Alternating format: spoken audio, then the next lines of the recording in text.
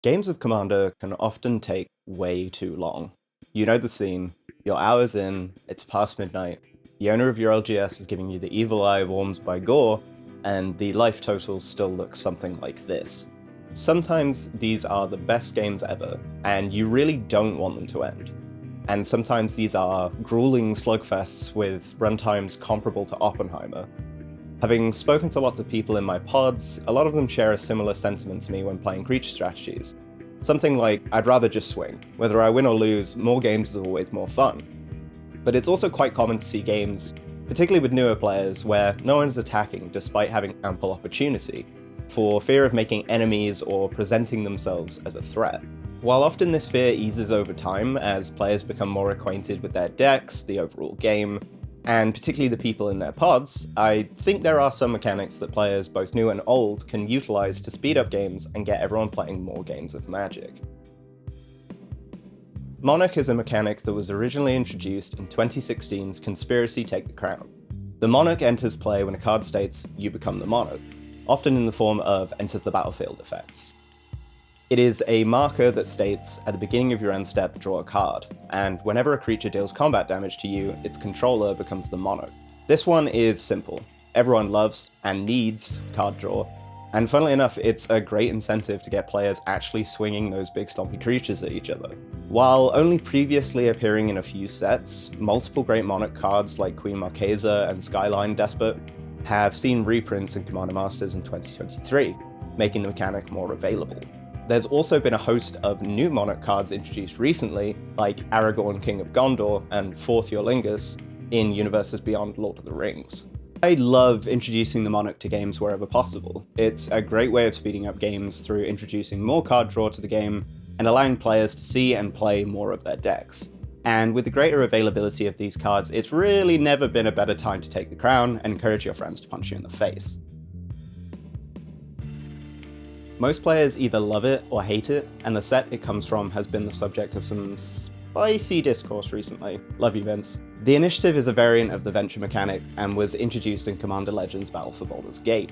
It works as a hybrid of Venture into the Dungeon from Adventures in the Forgotten Realms, and the aforementioned Monarch. The Undercity enters play when a spell or ability states you take the initiative, with players advancing through rooms with different effects whenever they take the initiative, or at the beginning of each upkeep they have it. Like the Monarch, it can also be taken through dealing combat damage to the player who has it. For introducing the initiative, I like Passageway Seer for black and 3 generic, which also gets a +1/+1 counter when you have the initiative in your end step, Stirring Bard for red and 3 generic, which provides a great blocker for attempting to keep the initiative, as well as being a good haste enabler, and Dungeoneer's Pack for 3 generic, coming in tapped and providing the initiative, 5 life, drawing a card, and creating a treasure for an additional cost of 2, tapping and sacrificing it. While it can be confusing, not to mention a little busted, I'm looking at you throwing the dead 3, the additional effects it provides can really help speed up games, and like Monarch, offers a greater incentive for players to actually start swinging at each other. Goad is a great mechanic for speeding up Commander games. Also introduced in Conspiracy Take the Crown, a goaded creature is forced to attack on its controller's turn, and, where possible, a player other than the one from which the effect originated. It does a great job removing some of the potential dawdling players can do around attacking each other, and has just received an influx of new cards thanks to the Blame Game precon from Murders at Karlov Manor, led by Nelle Borka, Impulsive Accuser. When she attacks, she suspects a creature, giving it menace and preventing it from blocking, then goads all suspected creatures. This is great as she provides a repeatable source of mass goading, and gives the creatures that she's goading a better chance of actually landing damage on players due to them having menace. She also allows for political play, as whenever one or more creatures an opponent controls deals combat damage to another opponent, the controller of those creatures and you each draw a card, further incentivizing your opponents to beat on each other while you laugh sadistically in the corner. A lot of players are not massive fans of the Goad mechanic, as it can often feel like one player ends up running the game, and with the prevalence of creature strategies, becomes very hard to deal with. But it can be great for increasing the pace, and as much as it can be problematic for one player to turn arch enemy, it makes others more decisive about the spells they cast.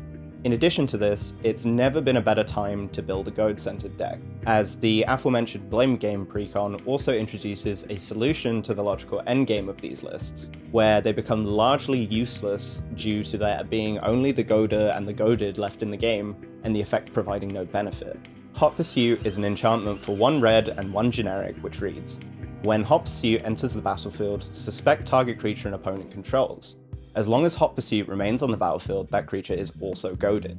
At the beginning of combat on your turn, if 2 or more players have lost the game, gain control of all goaded and or suspected creatures until end of turn. Untap them, they gain haste until end of turn. This fills the hole of a win condition for Goad decks that was previously lacking, as long as you're in red. So if you've been on the fence about forcing your pod to endlessly swing at each other, there's never been a better time.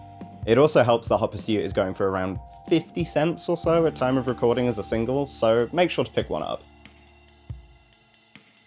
If you're like me, the first time you played against a Grouphug deck, you spent the entire time squinting, waiting for the bomb to drop that would make you regret ever saying it was fine for them to play it. The minor deception aside, Grouphug effects can be great for making games speedier, as providing the players in your pods additional resources, like card draw, +1/+1 counters, or treasures off of something like Glunch the Bestower, is often a surefire way of ensuring that people approach their endgames or win cons faster. If you've watched my deck tech for the Ninth Doctor and Clara Oswald, you already know my love for Braid's Conjure Adept and Cezanne Perverter of Truth. But when I run these cards, to make it so that I'm not just handing opponents a win, I do tip the scales in my favour a bit with these effects. If you want to win the game, it's probably worth considering a couple win cons of your own, but that's definitely not a must. Just make sure you're actually having fun, rather than solely accelerating the table, mowing you down with dragons, dinosaurs, or whatever the latest in vogue typal deck may be. I've seen a lot of people recently saying they really love Descent into Avernus in Commander games for the pace it introduces at the table. An enchantment for red and 2 generic, it essentially sets a clock for the game, if not removed. At the beginning of your upkeep, you put 2 descent counters on it, then each player creates treasure tokens and takes damage equal to the number of descent counters on Descent into Avernus. It does everything you want to make a game faster, providing players additional mana as well as rapidly burning through their life totals. It is peak Commander, creating a situation where players either have to remove it or take the opportunity with their vastly inflated mana pools to actually win the game. It creates action and makes for really fun games in a way that few other cards do.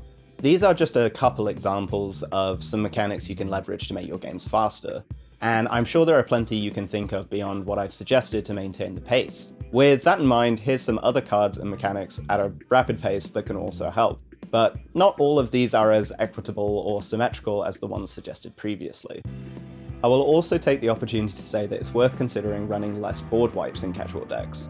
I think 2 or 3 is absolutely fine, as there are situations where there is a need to reset the board, but running a good package of spot removal with cards like Swords to Plowshares, Pongify, Beast Within, Abrade, and Feed the Swarm is often more than sufficient, and use of these over time will improve your ability to diagnose the problem pieces on other players' boards, rather than just destroying or exiling everything indiscriminately. Thanks as always for watching.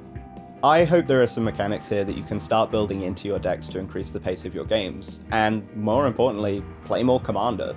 Let me know in the comments below if there's any cards that you like running to increase the pace of your games, and if you give me a +1/+1 and like and subscribe, it'll remain on me as I move to other zones. See you next time.